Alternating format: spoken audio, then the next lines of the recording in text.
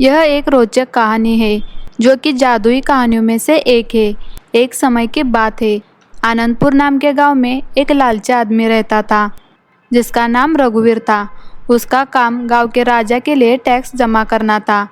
रघुवीर जो भी चीज़ को चाहता उसे पाने के लिए लोगों के टैक्स लेने के नियमों को बदल देता और टैक्स के नाम पर उनसे जो चाहता वो हासिल कर लेता, जैसे उनकी बकरियां, बैल, फसल आदि। धीरे धीरे रघुवीर की लालच की आदत की बात पूरी जगह फैल गई। रघुवीर के कारण सब लोग वहाँ पर रहने से डरते थे। उसके पड़ोसी गांव में मोहन नाम का एक किसान रहता था। मोहन का एक बेटा था, नीलेश, जो बहुत ही चालाक और बुद्धिमान था। मोहन का परिवार बड़ी गरीबी में ही जी रहा था, लेकिन मोहन का सपना था कि उसका बेटा एक बहुत बड़ा आदमी बने। एक बार जब सब लोग बैठकर इधर उधर की बातें कर रहे थे तो नीलेश ने लालची रघुवीर के बारे में सुना और नीलेश ने निश्चय कर लिया और बोला, मैं किसी न किसी तरह से इस लालची रघुवीर को राजा से सजा जरूर दिलवाऊंगा।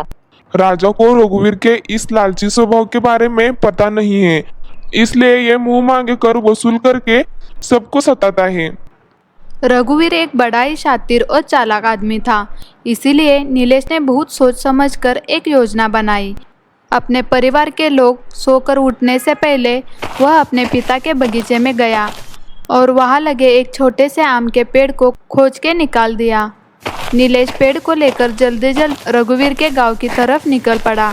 उसे किसी भी तरह सुबह के समय ही अपनी योजना के अनुसार रघुवीर के सामने पहुंचना था, वो भी तब जब वो लोगों से टैक्स वसूल कर रहा हो। ठीक समय पर नीलेश रघुवीर के सामने पहुंच गया। उस समय रघुवीर लोगों से टैक्स वसूल कर रहा था और नीलेश अपना परिचय देता हुआ बोला, सरकार, मैं नीलेश हूँ, अभी आया हूँ और मुझे यह पता नहीं है कि इस गांव में एक गरीब आदमी कितना टैक्स देता है, क्योंकि मैं एक बहुत ही गरीब आदमी हूँ और मेरे पास देने के लिए कुछ भी पैसे नहीं है। उसकी बात सुनकर लालची रघुवीर बोला, कुछ ना कुछ तो तुम्हें देना ही होगा, तुम्हारे पास क्या है? नीलेश ने अपने पेड़ की तरफ देखकर कहा, मेरे पास बस यह जादू ही पेड़ है, इसके सिवा कुछ भी नहीं है। क्या कहा? जादुई पेड़? जादुई पेड़ का नाम सुनकर रघुवीर बड़ा खुश हुआ और उसने पूछा, आखिर इसमें क्या जादू है? अरे मालिक, ये बहुत ही कमाल का पेड़ है। जो भी इसके पत्तों को छूता है वह कई घंटों के लिए लोगों को दिखाई नहीं देता। वह पूरी तरह से लोगों के सामने से गायब हो जाता है, पर वह सबको देख सकता है। लालची रघुवीर को नीलेश की बात पर भरोसा नहीं हुआ और उसने कहा, क्या तुम मुझे ऐसा करके दिखा सकते हो? क्यों नहीं, जरूर।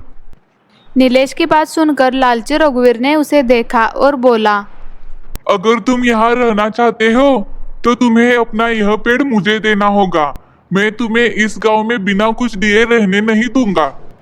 इससे पहले ही नीलेश कुछ कहता, लालची रघुवीर ने उसके हाथों से उसका पेड़ छीन लिया और दौड़ता हुआ अपने घर चला गया।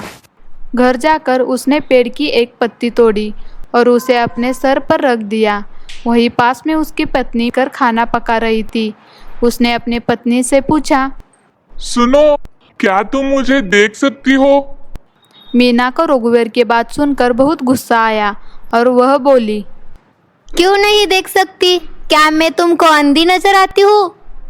अब रघुवीर बड़ा परेशान हो गया और उसने पेड़ का दूसरा पत्ता तोड़कर फिर अपने सर पर रख दिया।